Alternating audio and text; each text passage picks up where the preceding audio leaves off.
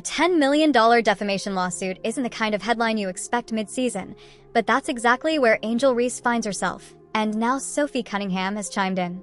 When a veteran with a reputation for blunt honesty comments on one of the league's most polarizing rookies, it shifts the conversation. What seems like off-court drama could shape brand power, team chemistry, and even how fans engage with the WNBA. TV ratings jumped 38% the moment Reese checked in for her debut, proof she's a ratings driver. That's why news of the lawsuit immediately cut across sports media. Cunningham's reaction mattered precisely because she's not a corporate spokesperson. She's a competitor who embraces the villain role. In a league where storylines are almost as important as box scores, Reese's star power and Cunningham's voice combine into a narrative too big to ignore. Reese entered averaging 13.2 points and 10.1 boards in her first month, one of only a few rookies to sustain a double-double pace. That impact translated directly from LSU, where she helped draw 9.9 million viewers for the 2023 NCAA title game, more than the average NBA broadcast that year. Those fans carried over to Chicago, where Sky Games on ESPN and ION posted above-average numbers. So when legal headlines surfaced, they did so in front of an audience already primed to pay attention. The lawsuit forces bigger questions about player speech in the social media era. A single comment can turn into a headline overnight, especially for a league still climbing its growth curve. Cunningham understands that dynamic. She may average 8 points per game, but her impact often comes from her edge, jawing with rivals, playing physical, and leaning into drama. Her reaction to Reese signals that players, not just media, are shaping WNBA narratives in real time. The consequence is dual branding. Reese is both an elite rebounder and a defendant in a $10 million case, and sponsors study how those identities coexist. Nike or Gatorade track whether her Q score holds steady when controversy spikes. Locally, Chicago ticket prices illustrate the pull. Her debut pushed secondary sales from $65 to nearly $200, selling out Wintrust Arena at over $9,000. Demand hasn't collapsed, but fan chatter shows division. Some defend her. Others hesitate to embrace the risk tied to her profile. For the Sky, the stakes are immediate. In her first 15 games, Reese averaged 12.8 points and 10.6 rebounds. Without her, Chicago's rebounding rate falls below 46%, bottom tier in the league. That difference shows up in wins and losses. Lineups with Reese and Elizabeth Williams post a plus 4.3 net rating compared to minus 6.7 when she sits. In a 40-game season, even a short slump can swing playoff odds by 10 to 15%.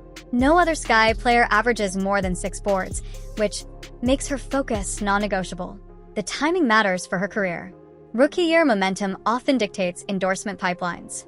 Caitlin Clark's debut triggered a 3,200 ticket surge in Indiana, while Reese's first home games sold out Wintrust for only the second time ever.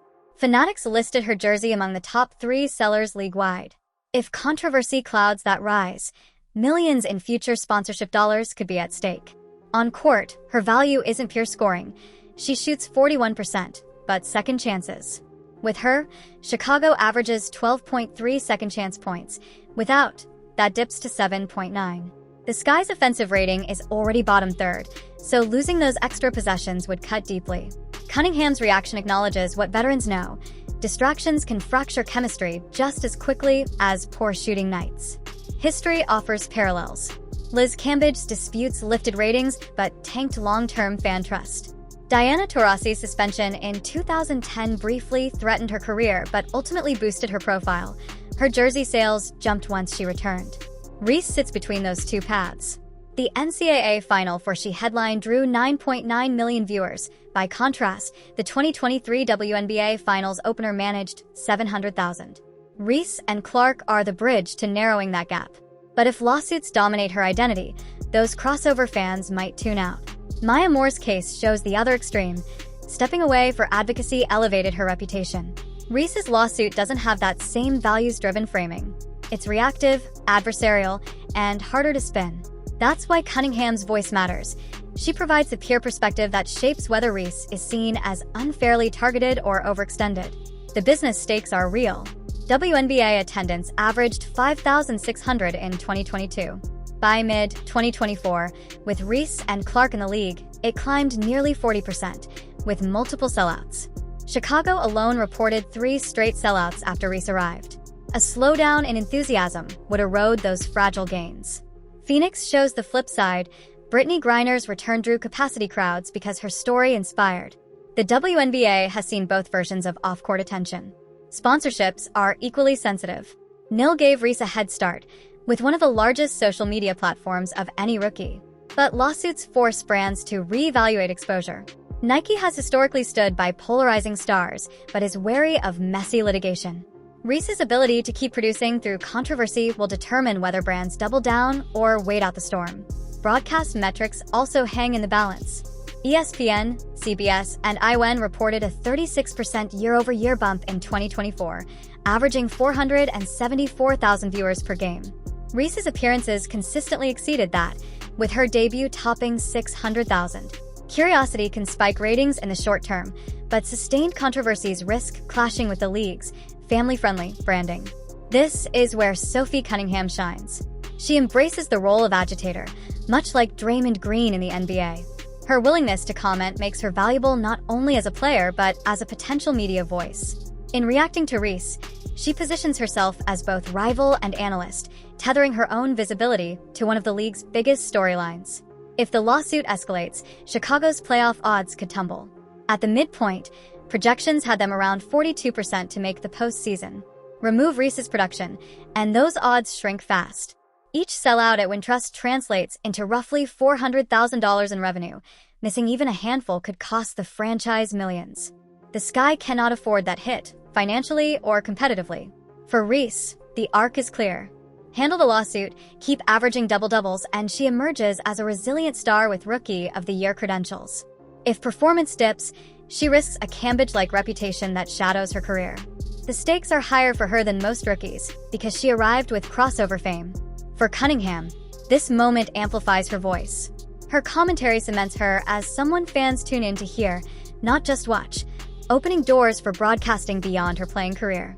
By engaging Reese's storyline, she boosts her brand while stirring rivalries that sell tickets and drive digital engagement. For the league, the outcome is a balancing act. If Reese thrives through controversy, the WNBA benefits from curiosity-driven attention. Ratings could climb another 10 to 15% on Reese-led games. But if drama overshadows play, the league risks slowing its growth narrative just as it's hitting record highs in sponsorship and attendance. The likely scenario? Reese keeps producing near her current averages, the lawsuit simmers in the background, and Cunningham's soundbite remains one of the sharper reactions of the season. The Sky hover on the playoff bubble, while the WNBA learns to navigate the complexities of stars who bring both dominance and turbulence. Angel Reese has already proven she's more than a rookie stat line. She's a storyline. The $10 million lawsuit crystallizes her duality: generational rebounder, lightning rod for scrutiny. Sophie Cunningham's reaction reminds us that peers, not just media, drive narratives. For the WNBA, it's both test and opportunity. Can the league turn controversy into fuel, or will it chip away at the credibility it's fought to build? And for fans, the question lingers. When you see Reese fight for a rebound, will you think about her dominance in the paint, or the case waiting off the court?